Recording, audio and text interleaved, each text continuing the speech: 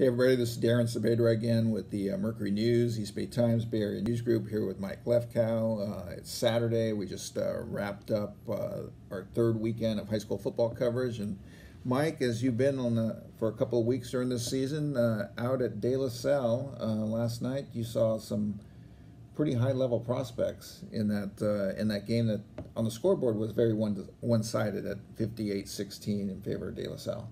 Yeah, I mean, De La Salle put it together last night and looked every bit as good as people think they are. But the thing that was fun about that game was you had 3 4-star recruits. Austin Jones from Bishop O'Dowd, Henry To'oto, and Isaiah Foskey from De La Salle. And all of them played outstanding football last night. To'oto scored 2 touchdowns. Foskey intercepted a pass and returned it 21 yards for a pick 6. And Austin Jones was tremendous for O'Dowd. He had over 200 yards of total offense, 80-yard touchdown run, also scored the other touchdown that O'Dowd had.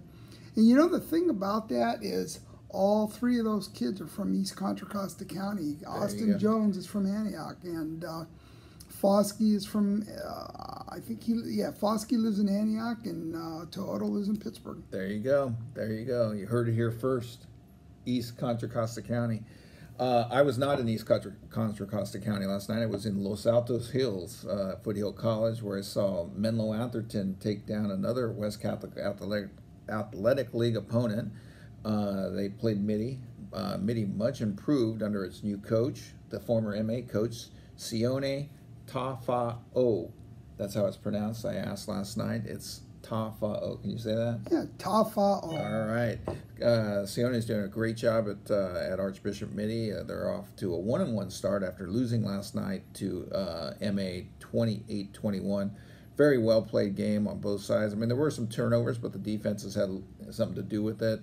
One of the plays that stood out was the Washington commit on MA's defensive line, Noah Nagalu, somehow got the ball in the backfield and rumbled 65 yards for a first-half touchdown that gave Menlo-Atherton a 14-7 lead. I asked Noah afterwards, I was like, what happened there? He's like, the ball was in the air, I just grabbed it and took off. So I'm not sure if it was an interception or fumble. We couldn't tell from the press box, but it was pretty crazy to see a big guy like that go 65 yards for a touchdown. Yeah, was he fast? Yeah, like you said, he was rumbling. He was rumbling. He had teammates behind him on the side of him, and he made it to the end zone. I asked him afterwards, what were you thinking? He's like, he started laughing so hard he had to turn away from the camera. He's like, I thought I was going to get caught from behind, but he did not. So big win for MA, 2-0, first 2-0 start under Coach Adir Ravapati. So MA 2-0 and Mitty now 1-1. One of the statements made on Friday night occurred in West Oakland, where Liberty ended McClymonds' 26-game winning streak with a very impressive performance behind quarterback Jay Butterfield. Mike, what did you think of Liberty last night?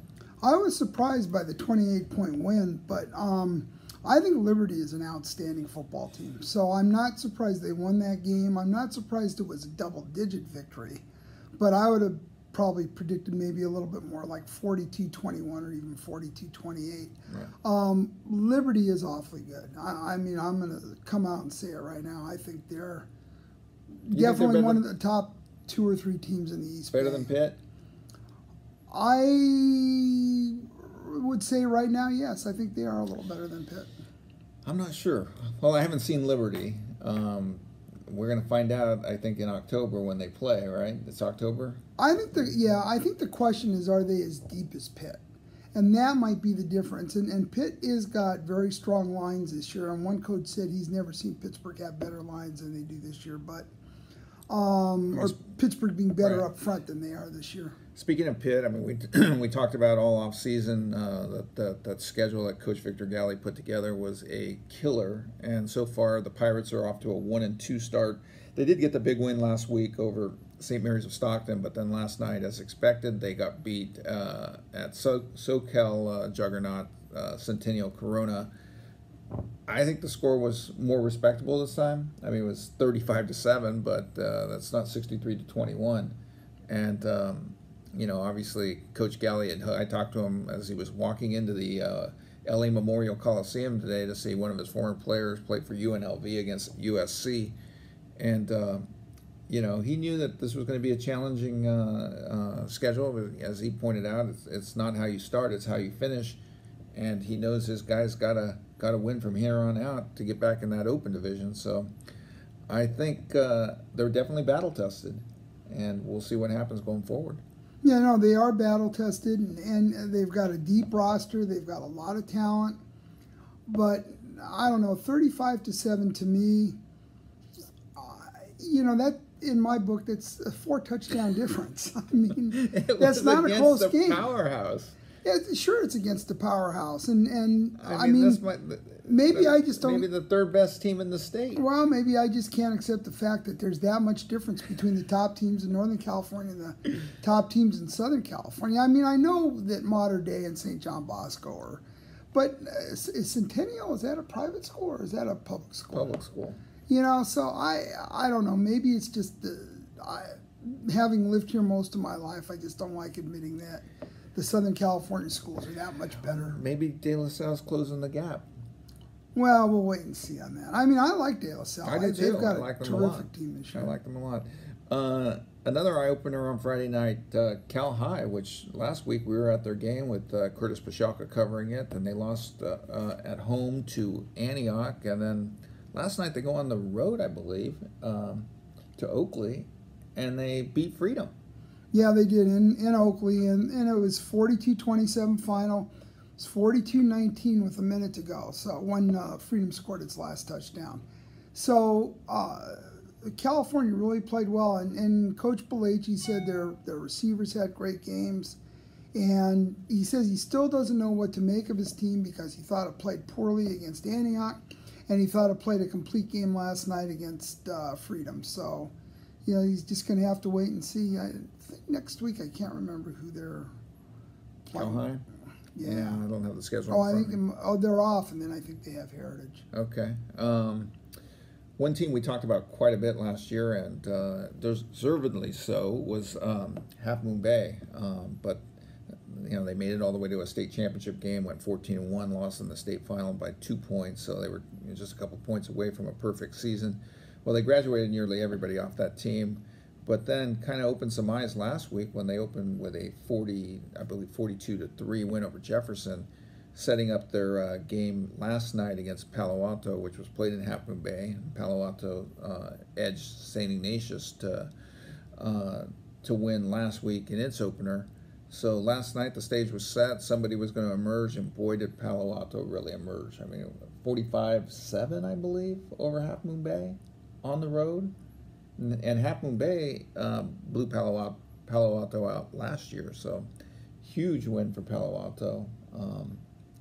Big statement. Also, with Wilcox winning in that league, and Los Gatos and Milpitas getting a bounce-back win, that league is also looking very interesting this year. It could be back to the Big Four where it was a few years ago, instead of the Big One, which is Milpitas.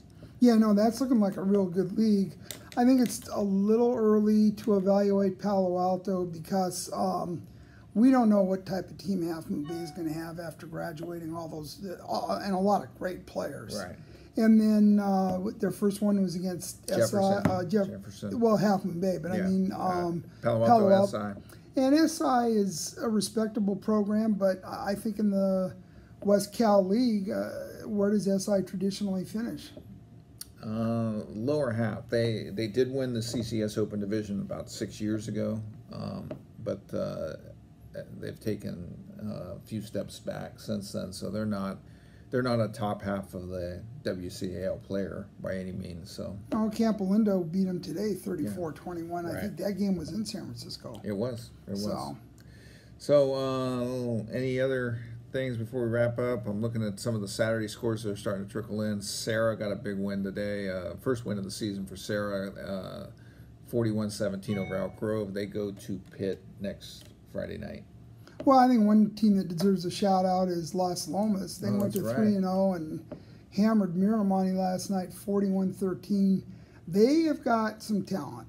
Their senior receiver, Blake Thorpe, is being recruited by quite a few schools, and I think will wind up with something, at least from the Mountain West, if not Pac-12.